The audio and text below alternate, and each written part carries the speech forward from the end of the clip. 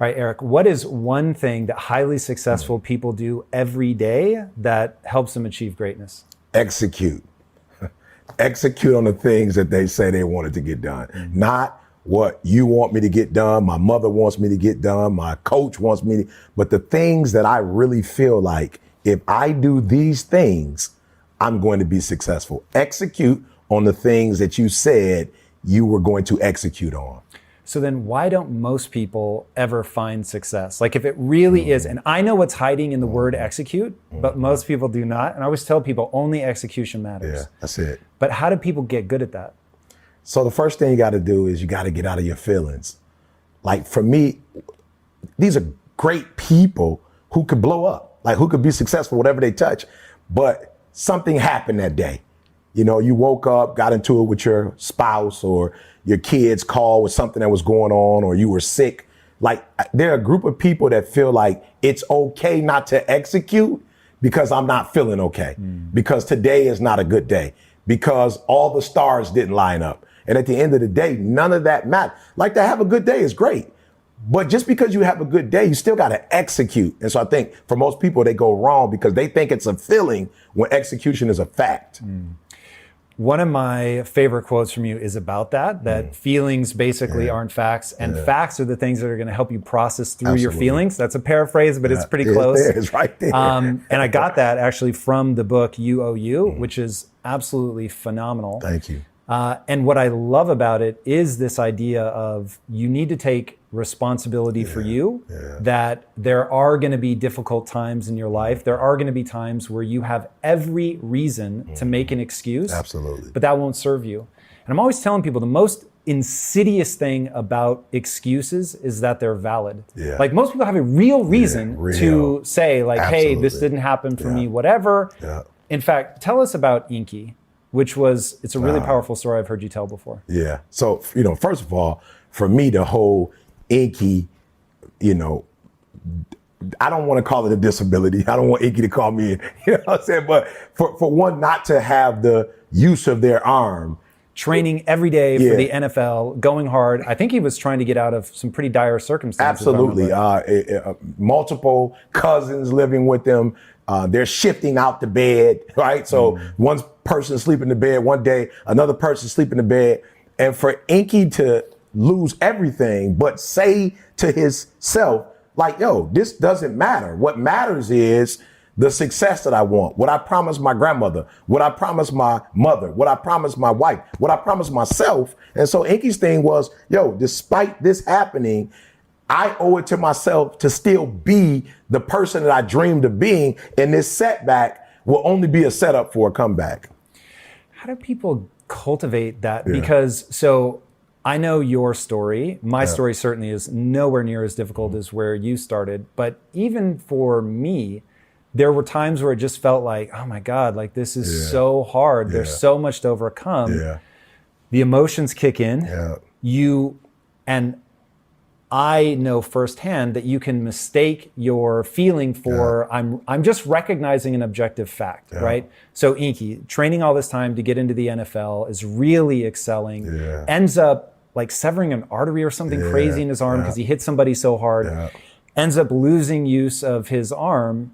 At that point, he has to pivot. Like there is no more NFL. No That's question. completely off the No table. question. And so to say that it would be justified to say that, well, No question. I had a shot. It was my body to get out. God, whatever way that you're going to frame it, does not see fit for that to happen.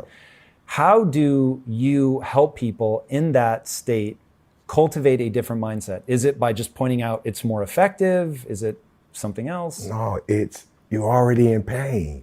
Get a reward for it.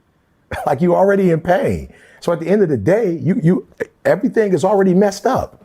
So why would you go through all that pain and not get something for it? Like, it doesn't make sense. Like, it doesn't make sense to put all those hours in. Okay, yeah, it was football, but it doesn't make sense to put all those hours in and not transfer those hours to something else. It doesn't make sense not to recycle the pain and get wealth or a successful life, a successful spouse, like whatever, have kids, whatever it is. And so for me, just going through my go through, I was like, it can't end here. Like, bro, it can't end here. I've worked too hard. I've read the books. I've gone to the conferences. I went to the classes. I got the degrees. Like, it can't end with just life is going to deal me this hand, And so I truly feel, and I don't want to promote gambling, but I gambled, as a young adult to make money.